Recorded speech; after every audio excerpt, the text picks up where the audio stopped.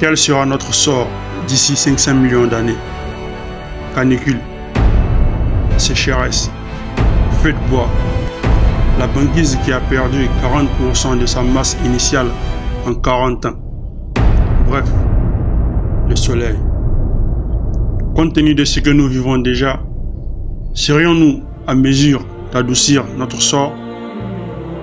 Que signifie tout ceci? Entre autres, la situation peut-elle hypothétiquement s'améliorer?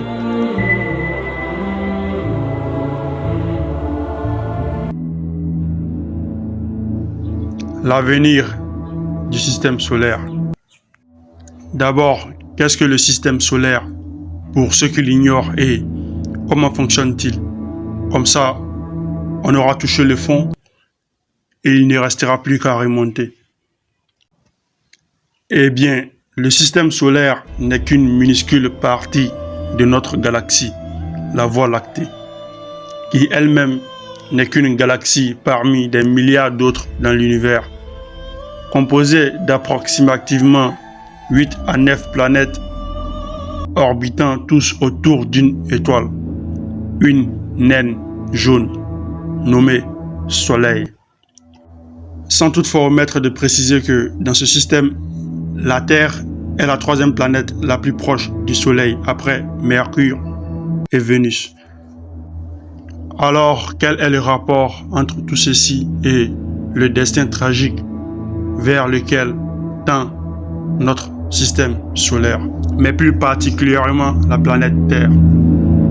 Eh bien, retenons que l'évolution de l'univers dans son ensemble est régie par une loi, à savoir celle de l'entropie, qui s'explique de la manière suivante. Tout système, une fois enclenché, renferme toujours en lui quelque chose qui ne cesse de s'accroître. C'est ce que l'on nomme une fois de plus l'entropie, ou encore le degré de désordre d'un système. Ici, ce qu'il faut comprendre, c'est que dans quelques 5 milliards d'années, le Soleil se transformera en une étoile géante rouge, avec une taille 100 fois plus grande qu'aujourd'hui. Cette métamorphose aura un impact sans pareil sur les planètes du système solaire, en particulier sur les planètes internes, c'est-à-dire les plus proches telles que Mercure, Vénus et la Terre. Des modèles indiquent que Mercure et Vénus seront absorbés par l'étoile géante et très probablement détruites. Mais le destin de la Terre est le plus incertain. Du fait de l'augmentation considérable de la luminosité du Soleil, notre planète deviendra hostile à toute forme de vie. En effet, les chercheurs spécialisés sur l'évolution des étoiles savent que celles-ci naissent, grandissent et meurent en adoptant de nouvelles formes et des caractéristiques qui engendrent de fonds et de profonds changements dans leurs environnements spatiaux. Les conséquences sur Terre seront désastreuses. Dans un premier temps, la hausse des températures augmentera l'évapotranspiration. De plus en plus de vapeurs d'eau se formeront, ce qui entraînera une absorption régulière du dioxyde de carbone qui est indispensable à la photosynthèse des plantes. En allant au tréfonds des choses, les températures sur notre planète deviendront insoutenables. Les espèces végétales les moins résistantes disparaîtront dans quelques 500 millions d'années. Les créatures terrestres chercheront refuge dans l'eau. Seules celles qui peuvent s'adapter au milieu aquatique survivront pendant quelques temps. Mais à terme, les océans deviendront tellement chauds qu'ils tueront toute forme de vie résistante. Dans environ 2,8 milliards d'années, il ne restera que des microbes très résistants jusqu'à ce qu'ils succombent eux aussi à la chaleur.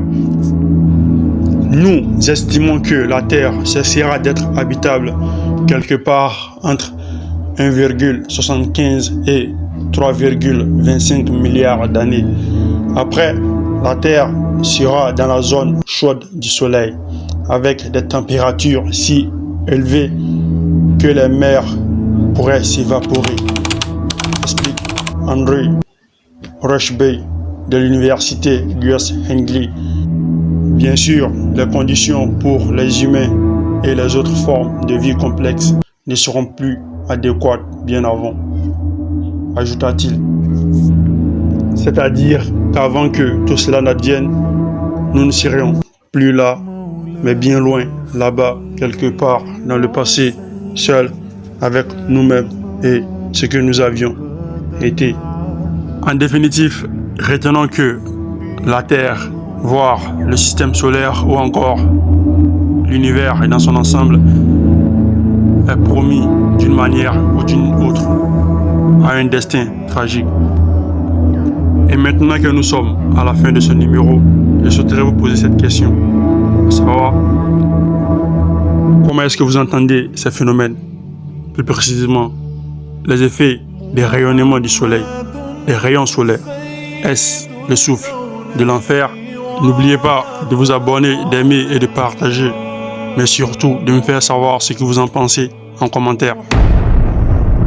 Allah accroît vos lumières et que sa paix et sa miséricorde demeurent avec son noble messager, sallallahu alayhi wa sallam, ainsi que les siens.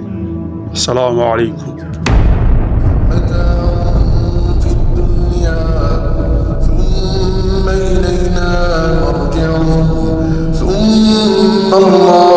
ثم نذيقهم العذاب الشديد بما كانوا يكفرون